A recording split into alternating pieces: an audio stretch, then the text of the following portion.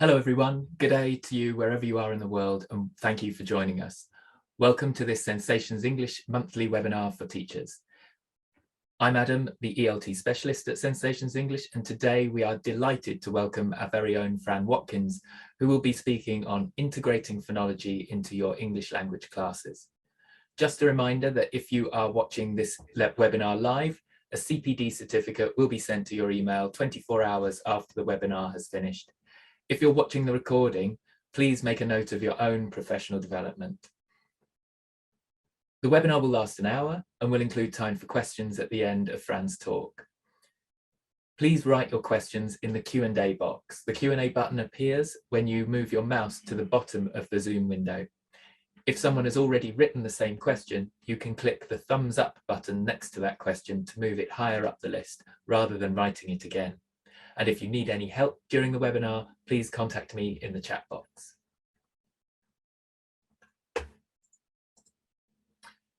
Sensations English, just to say, is focused on helping teachers develop their skills. We are delighted to be hosting regular webinars for teachers to support quality evidence-based practice. You can find all our previous webinars on the Sensations English webinars website, including monthly webinars and a special series on using video in ELT. And these all come with recordings and slides from the sessions too. We hope that they will help you to develop your own practice and expand your use of authentic resources with your classes. Sensations English lessons are a great new advance in ELT content. We are delighted to offer teachers hundreds of video and news article resources, all graded at 5 CEFR levels and all with ready-made learning activities. They make video and news accessible to all learners and hassle-free for teachers. There are 3 new 5-level resources to use every week, giving you access to the most up-to-date content to use with all your learners. Our Sensations English Teachers Edition includes logins for all your students and a digital teacher gradebook toolkit, which lets you organise your students into classes, set tasks and monitor them live and review your learners' progress over time. To start using this great resource, just go to the link on the screen and I'll paste it in the chat in a minute and you can sign up. But now to tell you a bit more about our speaker today, Fran has many years experience as an ELT author, test writer, teacher and teacher trainer. She holds a PGCE and an MSc TEFL from the University of Aston, and she's worked in Europe, the Middle East and Southeastern Asia as a teacher and a trainer for the British Council and International House.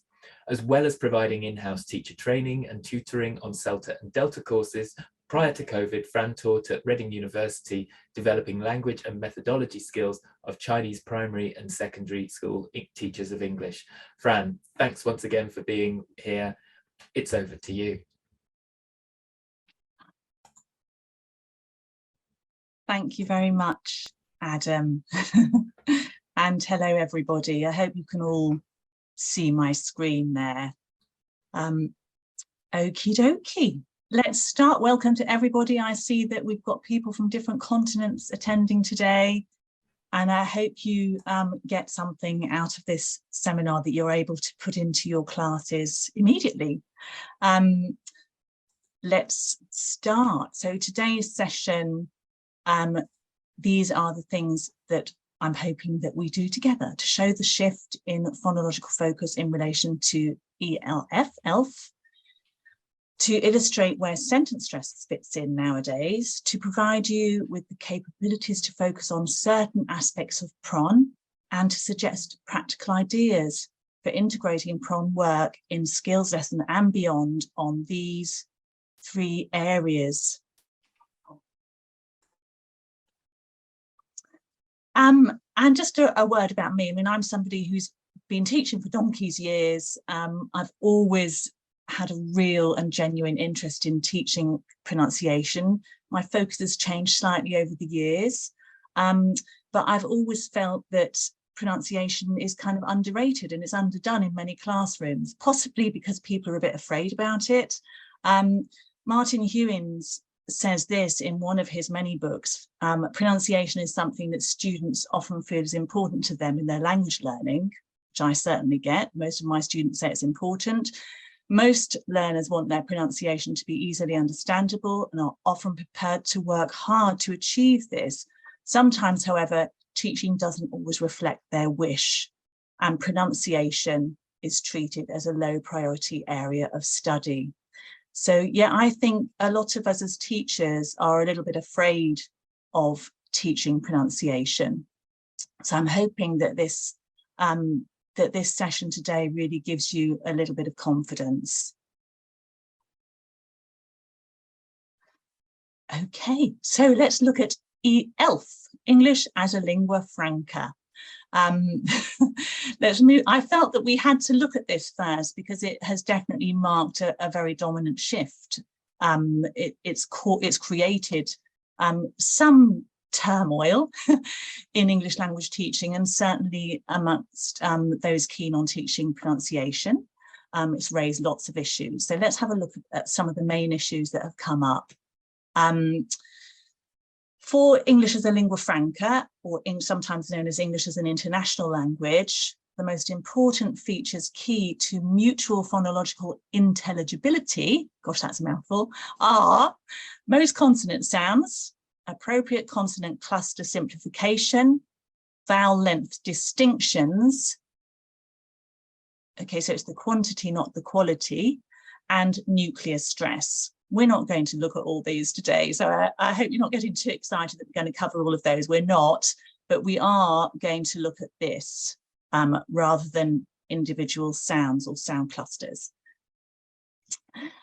What's perhaps more importantly is what's not in the lingua franca core, and those are the two sounds, the th and the th plus the dark L, as in a word like help, okay, as opposed to something like lip. Exact vowel quality, pitch movement, given and new, word stress, interestingly, stress timing, vowel reduction, schwa and weak forms, and certain features of connected speech. So it's quite radical what's not in the lingua franca core. So this is what people like Jennifer Jenkins deem to be not crucial in terms of pronunciation between learners. Okay, unless of course their goals are to speak and listen to fluent or native English speakers. So just a quick summary of that, but we won't go into too much detail. This is the traditional syllabus. Okay, so this is what maybe older people like me may have focused on in the past. You can just have a quick run through those.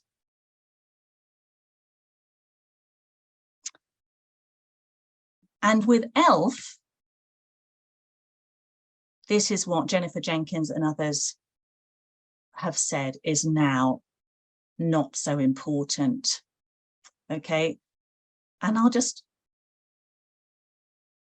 zoom you in on one or two things. So features of connected speech are deemed to be inconsequential, may even be unhelpful.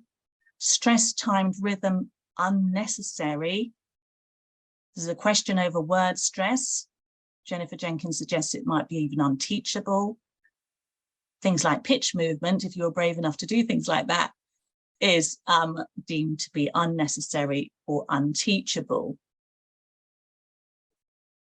Okay, and just a reminder for those of you who are not so familiar with English as a lingua franca or ELF, by far the majority of conversations nowadays in English are not between speakers who have English as their mother tongue. Okay, so ELF is all about learners using English as a lingua franca. Some learners, perhaps your own, may have different needs or motivations. So they may need to or want to listen to native English speakers. Okay, it obviously depends on your learners. But this is not what the lingua franca core is about. People like Jennifer Jenkins say English is an international language, and that means no nation can have custody over it.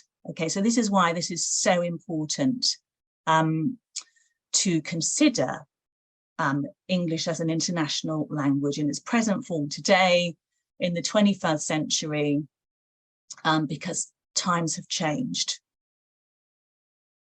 So let's look at this idea of sentence stress, which you'll remember Jennifer Jenkins and others say isn't important now. And I'd like you just to look at this term, stress time language.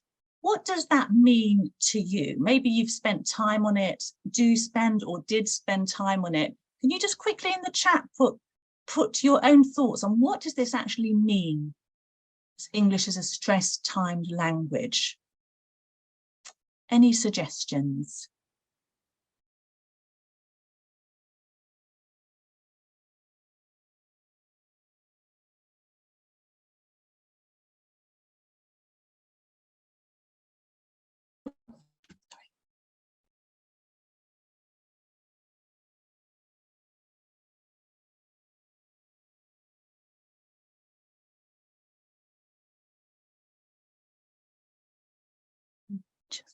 Oh, let's have a look at what you've written. Unstressed syllables are shorter than stressed. Yeah. Stronger and weaker syllables in a kind of rhythm. Yes. Content words, thank you. Yeah, are more important. Yeah, some great ideas there. Great stuff. So yeah, just as a teacher myself, I used to spend quite a lot of time doing rhythmic work in class to highlight this rhythmic beat when we speak. I still do actually, but I think about it more carefully these days for the reasons that we've said. Okay, let's just move on here. This is what Thornbury says stress timing is: the way that some words are emphasized so as to give the effect of regular beats, achieved by stressing some syllables and lengthening or shortening intervening ones. And his classic example, if I'd known you were coming, I'd have baked a cake. And he adds, in normal fluid speech, the rhythm is less regular, but it is still there. Rhythm helps listeners to process the message more easily. Sometimes we just focus on the speakers, but of course, sentence stress was thought to help and is thought to help learners process the message more easily. And McCarthy adds this: when we listen to a stretch of spoken English discourse, we often feel there is a rhythm or regularity to it. The impression of rhythm may arise out of a feeling of alternation between strong and weak beats, things that some of you mentioned in the chat there. And this is, I like, first of all, just to notice it's quite hedged. We often feel the impression of rhythm may arise out of a feeling of alternation. So it's very carefully put, but there is this perception that there is a rhythm. But what is undoubtable is that there is an alternation between strong and weak beats, and that this comes up in a few other quotes that we'll see as we go on with this session. McCarthy also talks about silent beats. There's a house over there, isn't there, to keep the rhythm. And for me, I used to spend, when I first started teaching, I used to spend quite a lot of time doing things like this. I don't know if that's familiar to you. So I remember doing this with my Indonesian mainly and Japanese learners and some Thai. So first of all, 1, 2, 3, 4, 1 and 2 and 3 and 4, 1 and a 2 and a 3 and a 4. 1 and a big 2 and a big 3 and a big 4, and then you could even do 1 and a very big 2 and a very big 3 and a very big 4. Do you remember that, I wonder? Do you, or did you do things like that? I remember doing things like this: where are Anne and Alan? Anne's out and Alan's away. When do you think Anne will be in again? Not till 11, I'm afraid. Yeah, so a little bit artificial perhaps. But it certainly got over this idea that there was a sense of rhythm. Jazz chants, I don't know if some of you are familiar with those. certainly popular amongst children teachers, younger learners. And some people I know like or liked doing work on limericks, such as this famous one by Edward Lear. Okay, so there was an old man with a beard who said, "It is just as I feared. 2 owls and a hen, 4 larks and a wren have all built their nests in my beard." So looking at those now, lots of fun, argument perhaps a little bit contrived, which is why this whole sort of questioning of stress timing has come in, I think. It's a little bit artificial. And these are McCarthy's thoughts, if you just want to read those 2 quotations there.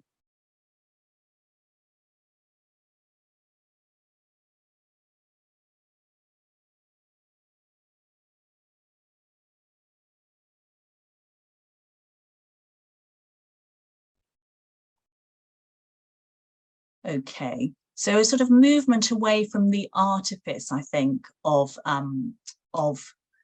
this stress timing, this perception of stress timing, but at the same time acknowledging that there is a rhythm and an alternation between strong and weak beats.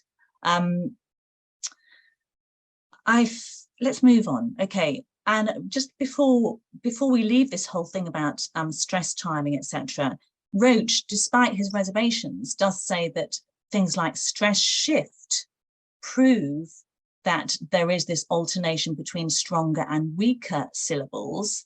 So if you say these words on the left, say them to yourself and think about where the stress is on the word. It would typically be, so you say compact, it's very compact, 13, but then we say compact disc, 13th place. So the stress shifts from bum to bum bum.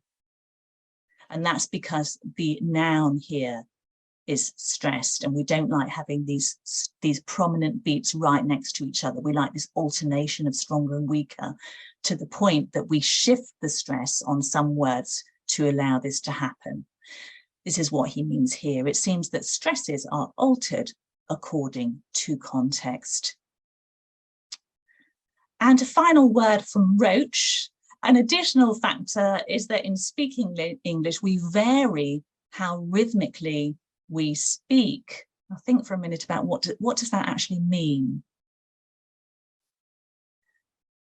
What him and other experts have claimed, and I think rightly so, is that the more carefully we speak, let's say, as I'm talking to you now, or a newsreader, or somebody delivering a monologue, or perhaps somebody reading in a play, then that is more likely to have this rhythmic quality.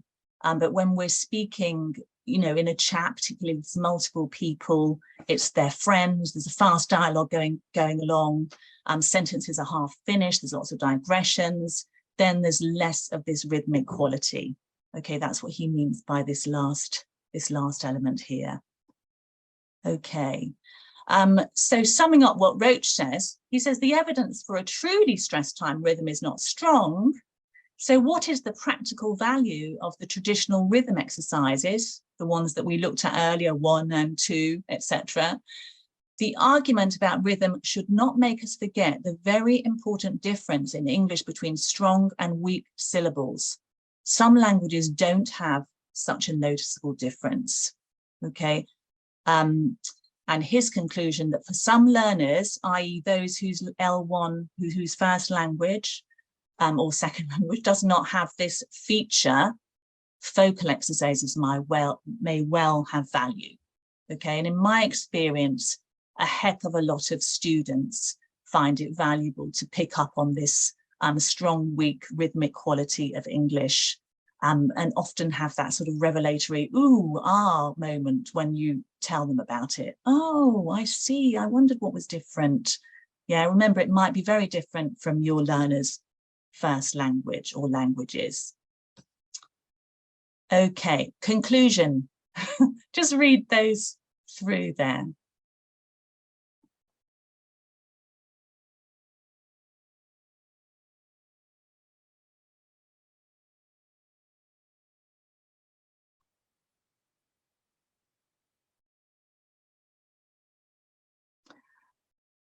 Okay, so there is an admission that there is a rhythm, but not in this strict sort of metronomic way that we once thought.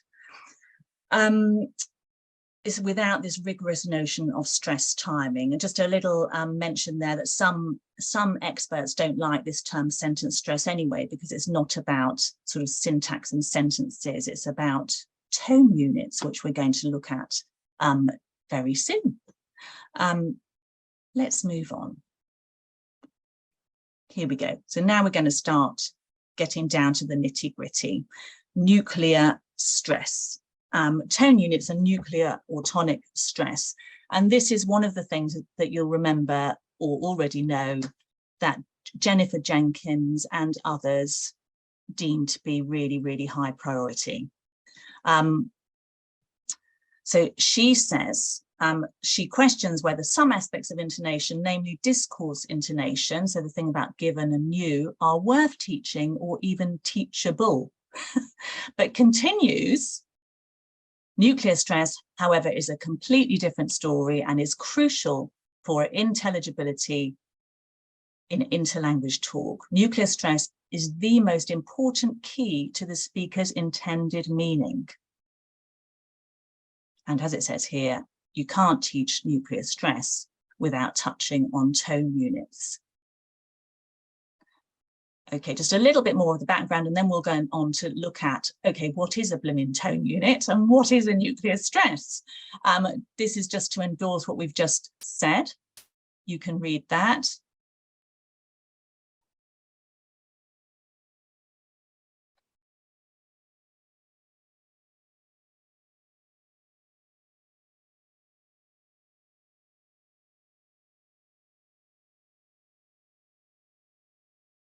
Okay. And finally,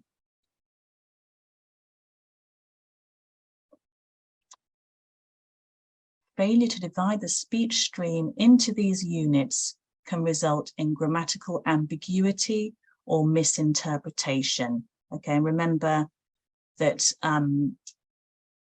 this is all about intelligibility. So if you've got this problem of not dividing the speech stream appropriately, you're going to result in problems of intelligibility. So let's look at this. And forgive me if you already know this, but I figured that when I was planning this session, that a lot of people would just need clarification on what is this, all this business about the nuclear stress. So this is a bit of teaching from me, but I'm sorry if you already know all about this already. Let's imagine, because you have to put language into context. Have you tried that new cafe in town? Okay, have you tried that new cafe in town? I can't help doing this. Have you tried that new cafe in town? So yes, I went there last week and had an amazing cake. Okay, so tone units are a minimum of one syllable. So it could even be a syllable, not even a word. It could just be yeah. Usually it's more than one syllable. And they're the kind of natural breaks, often mirrored by syntax within what we say. Okay, have a read of the green.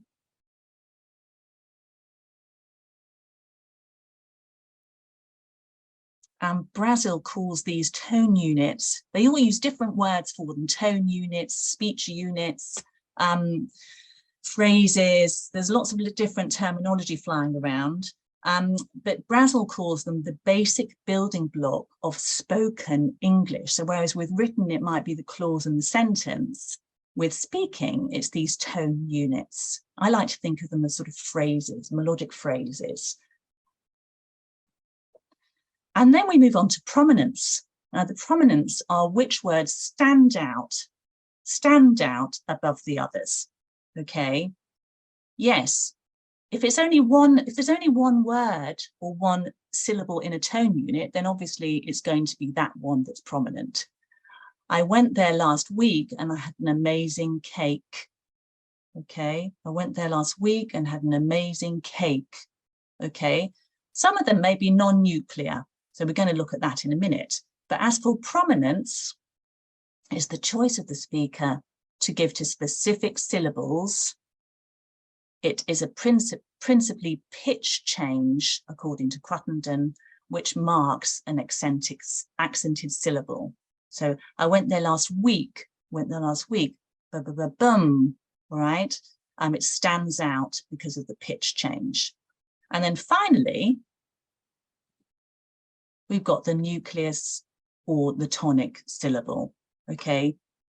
And this is the one in each tone unit that stands out even more prominently than the others. Why? This is the main content word of the unit. Okay, and different people annotate this in different ways. I've stuck with this one of bolding and capitalizing, which quite a few of the experts do. I don't think it really matters when you're teaching, as long as you're systematic, okay? So let's move on. How do we make a syllable more prominent? Perhaps you'd like to mention that in the chat. How do you make a syllable stand out when you talk in English or in your own language, if your own language is similar? Can you just write in the chat, how do we make a syllable more prominent, more stressed, if you like?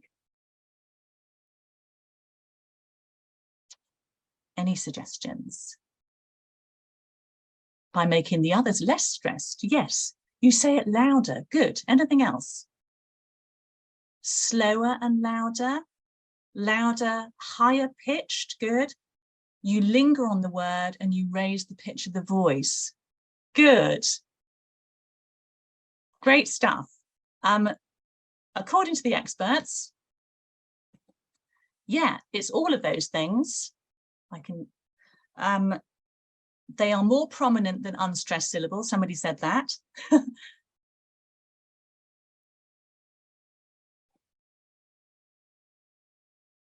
So this one means that it will be a full vowel as opposed to a crushed vowel, for example, as in a word like report.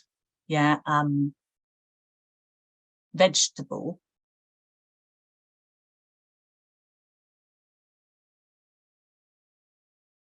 Okay. That's how we do it. Aren't we clever? I mean, we just do this without even thinking. It's all very clever, but it's worth highlighting sometimes to your students. And I find, just going back to that prominence with a word or a syllable is something that many of our learners are reluctant to do sufficiently when they talk English, which is, you know, I think that English is a very sort of musical language, and it's very full of cadences and phrases. And of course, many languages have that, but many of them don't have them to the same degree, which is why you have this, often speakers speak in more of a monotone, not always, but often. And they're reluctant to have this movement when they speak that we naturally have in English. Again, how natural do they have to be? That goes back to the ELF question. Let's move on. Marking tone units. So I'm going to get you to do a little bit of work now. So look at this sentence. Have you got a piece of paper? If so, can you just write this sentence really quickly down?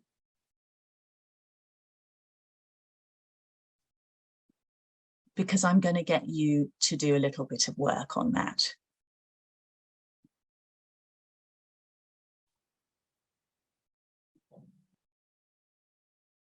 Okay, what I'd like you to do is I'd like you to identify the 5 tone units. Note that I've given you the number because that's often quite helpful with students as well, to tell them how many, if you're going to get them to do something similar. Are you ready? All right, so listen to my sentence, and then I'm going to say it twice, and then I want you to mark the 5 tone units. You might want to have a quick think before I do it where you would put them. Are you ready? Okay. I met this man at the party and he told me that we'd gone to the same school, but I had no recollection of him. I slightly exaggerated the tone units there, just a little bit to help you. Okay, I'll do it again. I met this man at the party and he told me that we'd gone to the same school, but I had no recollection of him. I wonder where your 5 tone units are. This is where mine were. And now, can you do B? What about the prominent syllables and words? Not the nuclear stress, but which ones would you naturally make prominent? You can maybe underline them if you've pencil written it.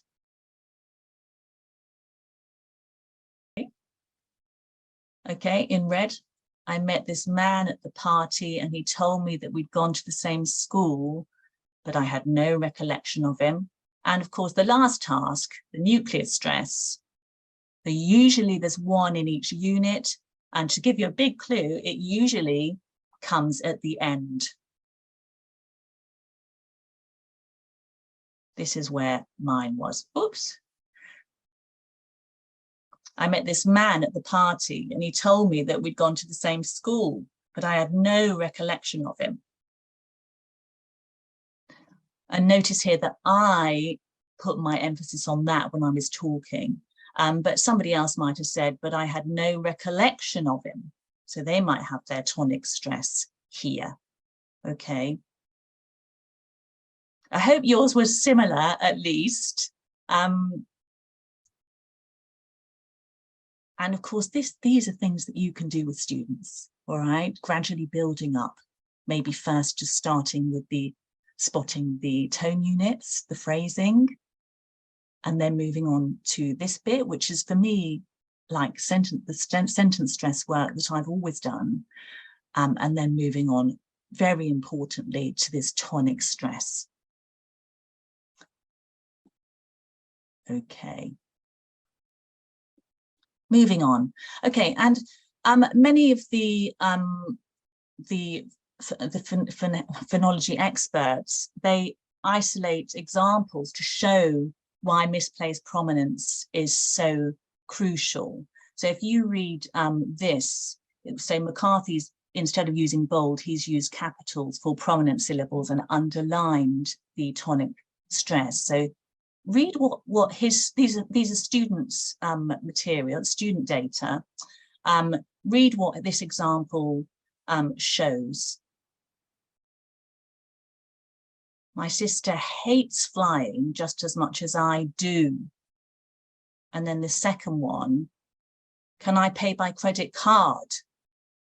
I've exaggerated that slightly, but you get the message. It is confusing. It will be confusing for a listener. More naturally, probably, we'd say, my sister hates flying just as much as I do. And can I pay by credit card? And Jenkins, in her data, gives multiple examples of similar misplaced prominence. There were Spanish, German, French, and I could tell the difference between them.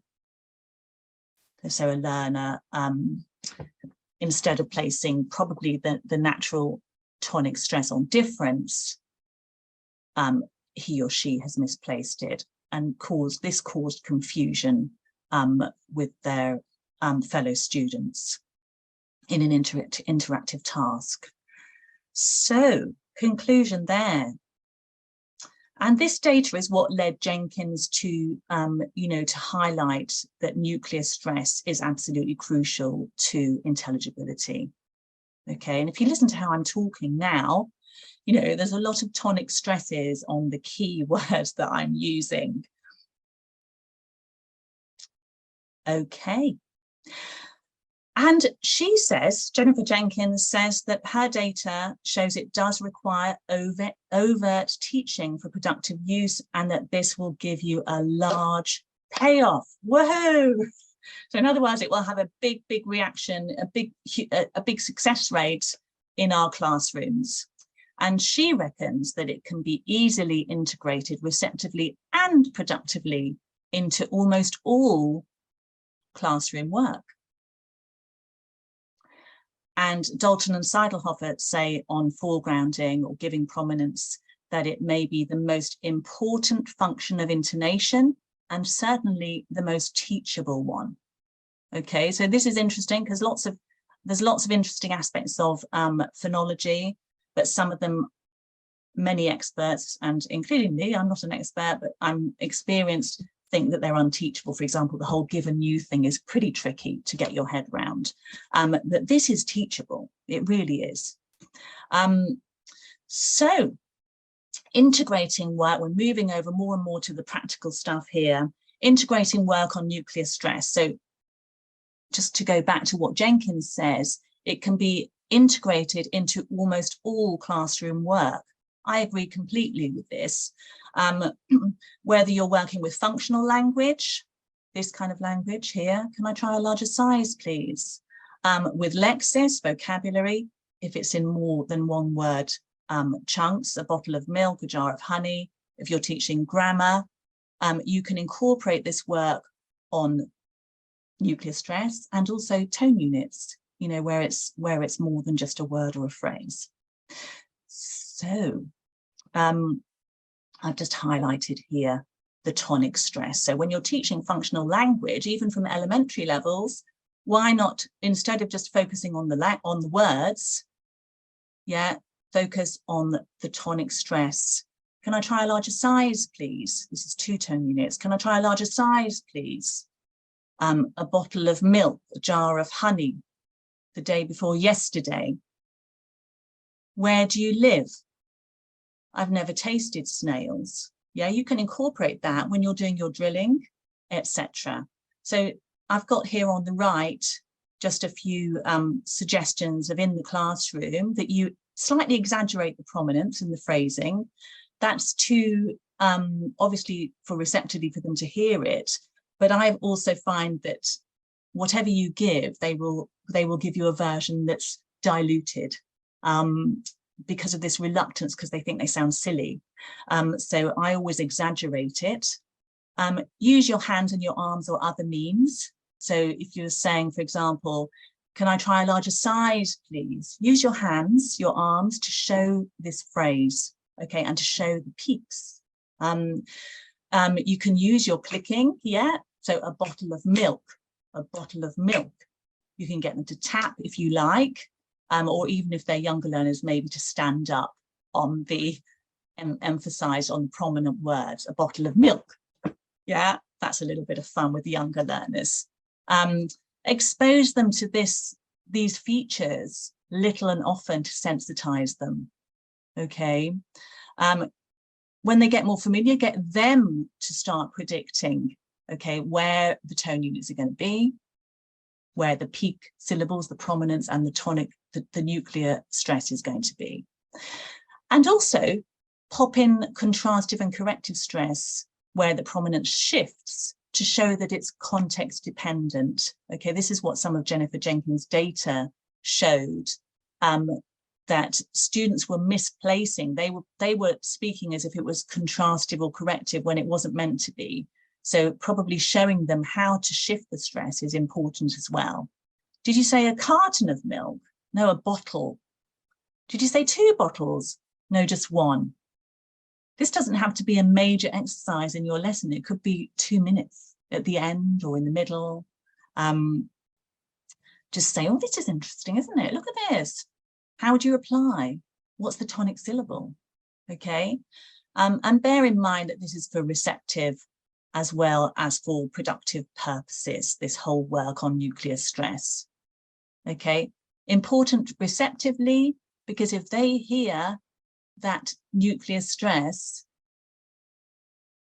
that's the key information word. That's the key word that the speaker wants to emphasize as carrying the meaning. Okay.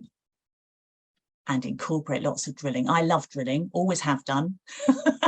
I know some people don't, but it's really, in my experience, it's really valuable and lots of fun. Okay, just a quick reminder, we could spend ages doing work on drilling, but just to try and make it fun and engaging, the most key thing I should probably say is that your own confidence and enthusiasm is what's needed. But also, why not choose a strong learner to drill instead of you? Change the pace or the loudness or the emotion. So for example, with this one, can I have a larger size? Can I have a larger size? You could get them to, okay, say it quickly. Can I have a larger size? Can I have a larger size? More slowly. Can I have a larger size? Louder. Can I have a larger size? Etc. Can you say angrily? Can I have a larger size? Yeah. Just for fun. All right. Or you can just get to pick out the words. Larger size, etc. Bottle, milk, piece, cake, and then build it up. Or you can do transformation drills. Can I have a larger size? And this is where you pop in a word and then they transform it in response. So if you pop in the word smaller, can I have a smaller size? Different, can I have a different size? Okay, color, can I have a different color? Style, can I have a different style, and so on. And you can try back chaining. Okay, so I start usually by emphasizing the keywords: bottle, milk, piece, cake. Bottle, milk, piece, cake. Okay, and then you can work backwards of cake, piece of cake, a piece of cake, and a piece of cake, milk and a piece of cake, and so on. Okay, and this is what I used to do also in sentence stress when I was just doing the stress timing type exercises. But I think it still is pertinent in relation to what we're talking about now. A bottle of milk and a piece of cake, okay? And just a quick note on word stress before we move even further into the classroom. Interestingly, Jennifer Jenkins said that word stress wasn't important. I don't quite get that. In contrast, Robin Walker says there are 2 reasons for giving attention to word stress.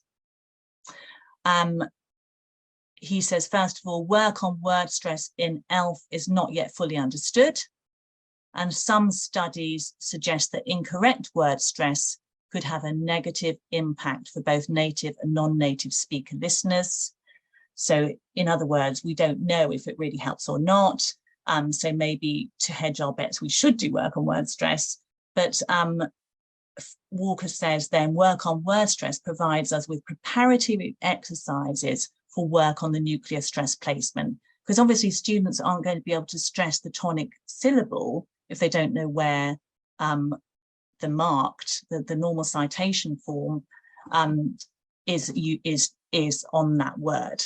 Okay, and only last week one of my students said this word, accessories, okay, instead of accessories. And in a stream of speech, because she'd misplaced the stress, it was very difficult to grasp, especially in conjunction with other issues that are going on phonologically, you know, maybe slightly unusual vowels or a monotone. You know, word stress for me is extremely important. Okay. And very recently, I don't know if you're familiar with the ELT position paper on this. This was published only last year, and those experts there from OUP deem word stress needs to be correctly placed to achieve intelligibility, e.g., listeners may not recognize balloon pronounced as balloon, follow as follow, or creation as creation. Okay, which is exactly what I find in my own teaching. Okay, so let's move on to integrating pronunciation into a skills lesson. Just a quick question here, because this is really crucial. I'm sure most of you know this already, but as with any specific language focus, always allow learners to digest the meaning content of the text before any pronunciation focus. Can I just ask you, why is it so important to do this? Why do we have to, in other words, get students to comprehend a text before we focus in on phonology or any close-up work, in fact? Can you just write in the chat, why is it so crucial to do this?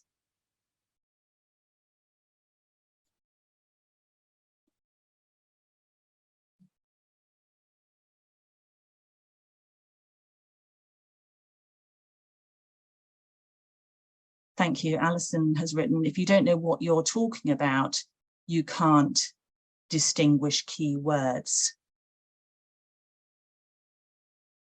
And the meaning in the context determines the stress, exactly, for those 2 reasons.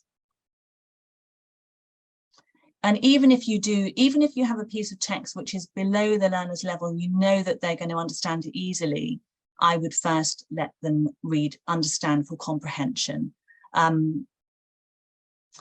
And in fact, very recently, with a really advanced learner of mine, it was a one-on-one lesson, and I zoomed in too quickly on the phonology aspect. And she said to me, "Oh, can you hang on a minute? I haven't yet digested," I think she used that word, digested the meaning. I was too distracted with the story. Can you just give me a minute? So yeah, really, really important to whatever their level, to let them understand what a text is about before they actually zoom in on this phonological focus. So, okay, so let's look at this. This is an example that I've taken from the Sensations site. I don't know if you're familiar with it or familiar with the story. Did anybody hear or read the story? What was it about? If you didn't read it, can you predict from the headline? So have a quick look at that headline.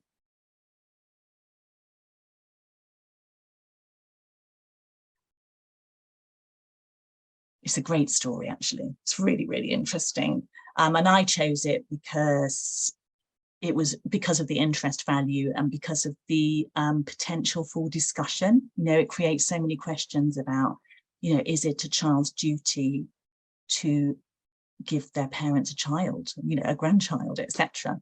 Anyway, you'll understand more when you hear the story.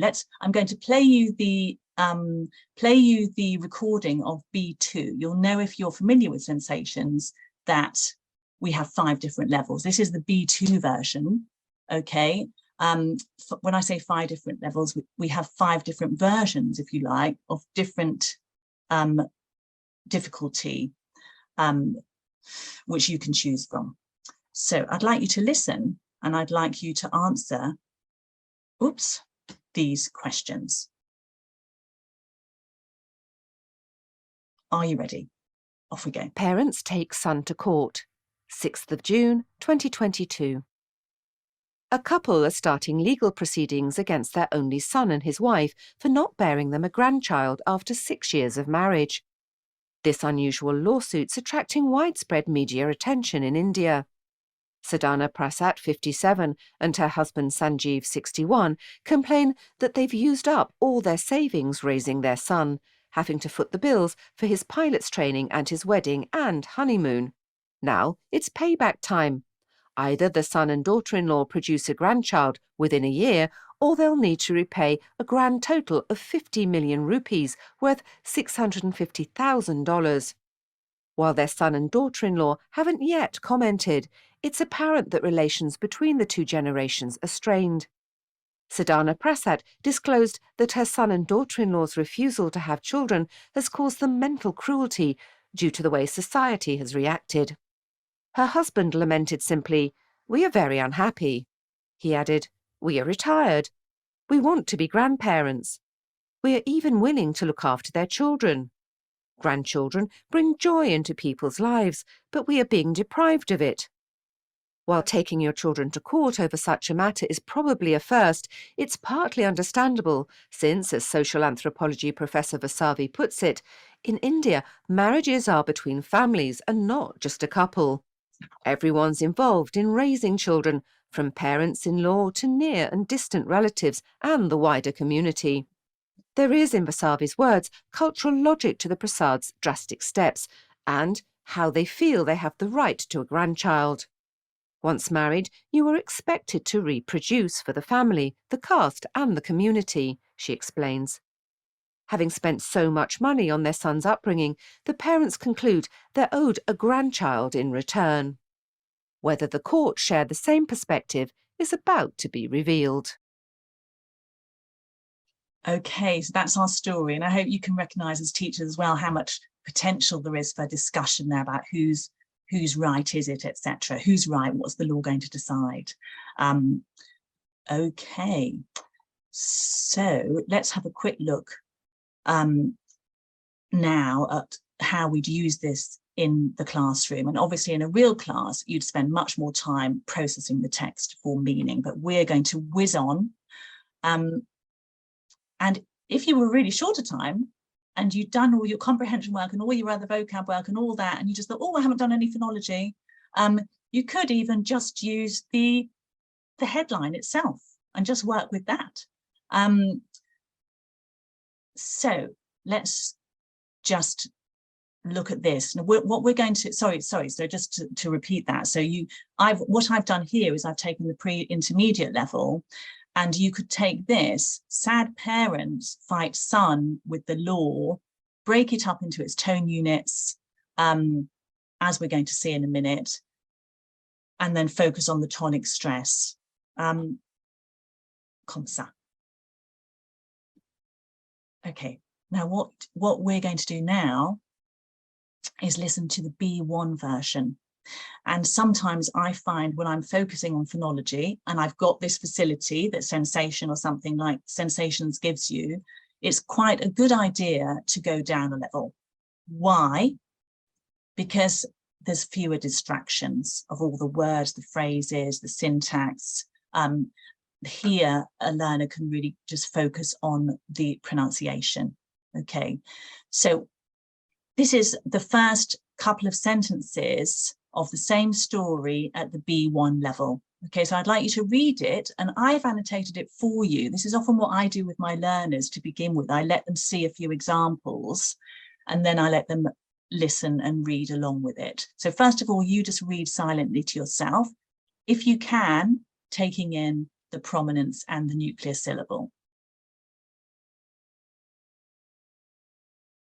Okay, and then listen and see how it compares with what you've just said in your head. Sad parents fight son with the law. 6th of June 2022. A couple in India are taking serious steps to change their situation. Sanjeev and Sadhana Prasad, who are 61 and 57, are tired of having no grandchildren. Okay, so I've given you, and I would give your learners an example or a few, and then either later in the lesson or much later in the course. Sad parents fight son with the law. Sorry, you can then go on to get them to annotate it in the way that we have done. Okay, notice here that I've bolded and capitalized the whole words rather than just the syllables. Sometimes that's just a bit easier to do. Now, if you can, slow it down, either if you're modeling it, but then you have to keep it natural. And there's also a facility, we don't have time to look at that now, but on Sensations, you can actually slow it down. So if you go to the site, if you're interested, and you go to the interactive games, and you go to this, listen at 3 different speeds. It's really clever. You can actually just go to slow, and it will read it slightly slower. A couple in India, it's exactly the same recording, so natural tonic stress, it's just slowed down. Sometimes if you're working with this phonological focus, that can really be useful to students. Okay, next quick task. Can you mentally predict where the tone units go in this extract?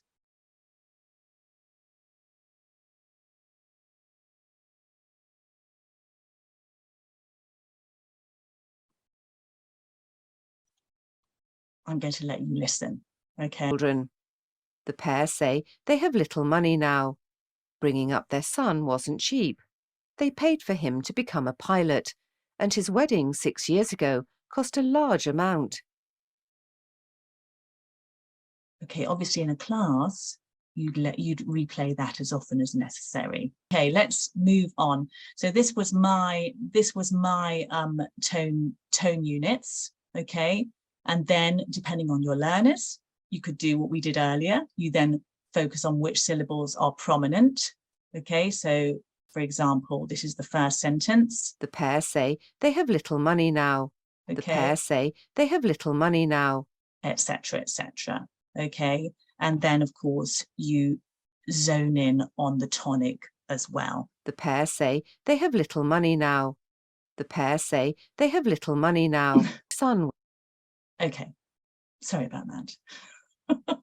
Okay, as a teacher of pronunciation, to help learners, let them listen several times if they're interested, encourage questions and comments, you give options. So if there's a problem and they don't know whether it's pair or say, you say to them, is it the pair say or is it the pair say?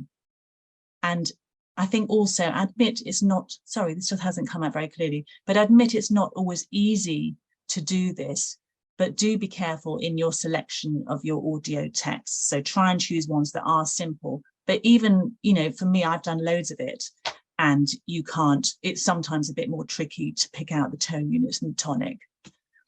Okay, this was my version. And how do you end? Of course, you would play the recording. So this is the first and second part. So just read along. A couple in India are taking serious steps to change their situation. Sanjeev and Sadhana Prasad, who are 61 and 57, are tired of having no grandchildren. The pair say they have little money now. Bringing up their son wasn't cheap. They paid for him to become a pilot, and his wedding 6 years ago cost a large amount. Okay, so if you, at this stage in the lesson, you'd have been working for several minutes on this piece and students would be really familiar with it. So it's really nice at the end to play it like this one more time with the 1 or 2 or 3 or 4 probably maximum sentences that you've been working on, and then they shadow read or they ghost read with the recording.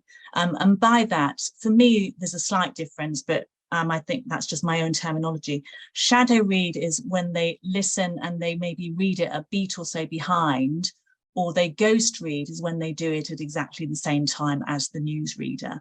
Okay, and this is a really nice motivational way to finish the focus on phonology.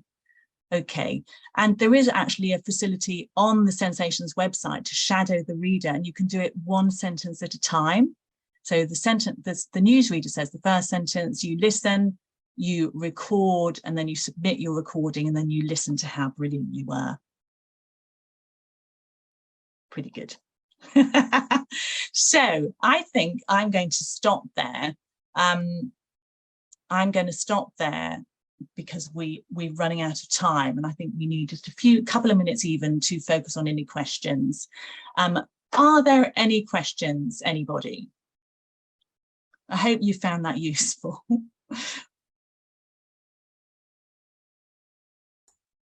Fran, thank you very much for that. We've got a question from Alison. Have you had to type up all these texts for the class, or do you have them available?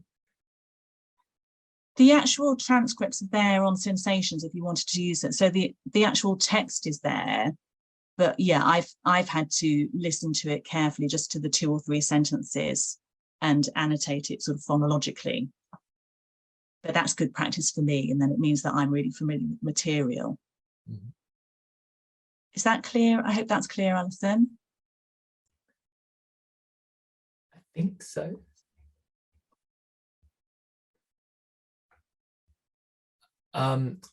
I was just thinking about this, Fran, as I was watching you, and I was just thinking, what about, is it different if you've got a small group or a big class? Is there anything you have to take into account if you're dealing with a large group, say like 40 or more students in a place? I think it's obviously harder. That, you know, I've done it with groups, but I've also done it with one-on-one, and it's the easier the smaller the group.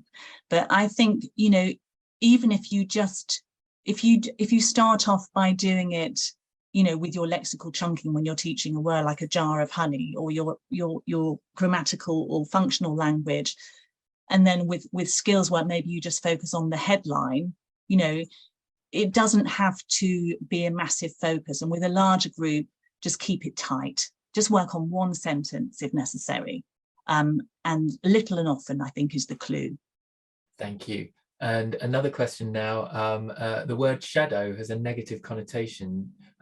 Do you have another expression with the same meaning? Oh, that's interesting. Well, for me, it doesn't have any negative connotations at all. you could just say follow. Yeah. Yeah, I mean, something that we use, I use sometimes, is being the speaker. So you're embodying it, sort of thing. Maybe that would be another way for, I think it's handy. That's interesting.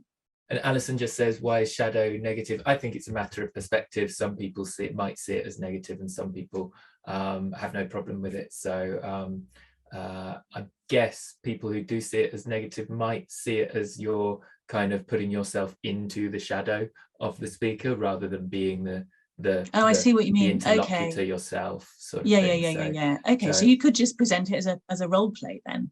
To say, okay, yes, you're, as Adam said, you're the newsreader now. Yeah. And Bushra asks, does stress change according to the accent?